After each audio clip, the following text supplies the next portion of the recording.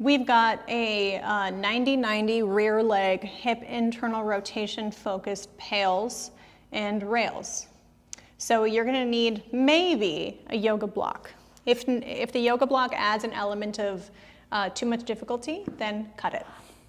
So 90-90 is our base position, with your back foot situated on top of the block. 90-90, as you probably know, or whomever is watching this, is a position in which the front knee is at 90 degrees and the back knee is also at 90 degrees. Now, if this position alone is just too challenging to begin with, adapt it, meaning bring your front foot a little closer to you and take the block away, okay?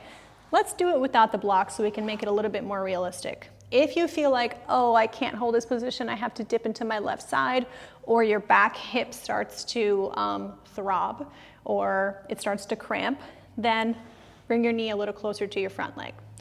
So let's say we've got that figured out.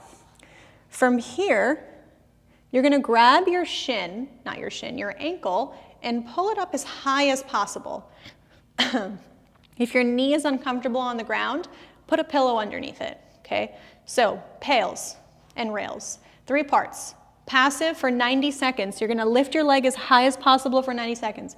This is very important, okay? You wanna down-regulate the nervous system, trick it into thinking that this is a safe position. Now, if you let go of your leg, don't let go of your leg, but if you were to, you wouldn't have this end range as your active range. You want active to match passive, okay?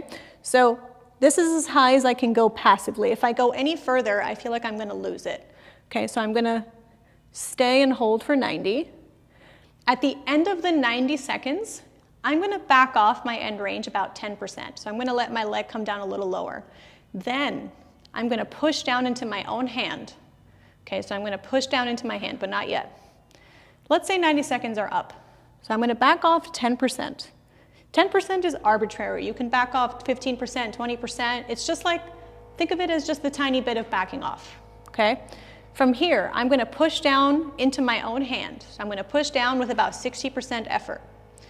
If your hand doesn't reach your own ankle, then use something to press against. A pillow, a yoga block, whatever. Something you have leverage against.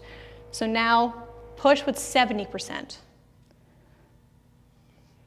80%, 90%, 100%. Hold it at 100% steady for 5, 4, 3, 2. Squeeze your entire right hip capsule, everything inside and out. Let go, hold. Notice how my leg is so much lower than it was when it was passive. I don't have very good range here, okay? I'm gonna try to hold it for 5 more seconds.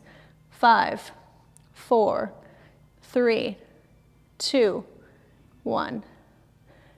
I can use the excuse that I have a right hip problem, which I do.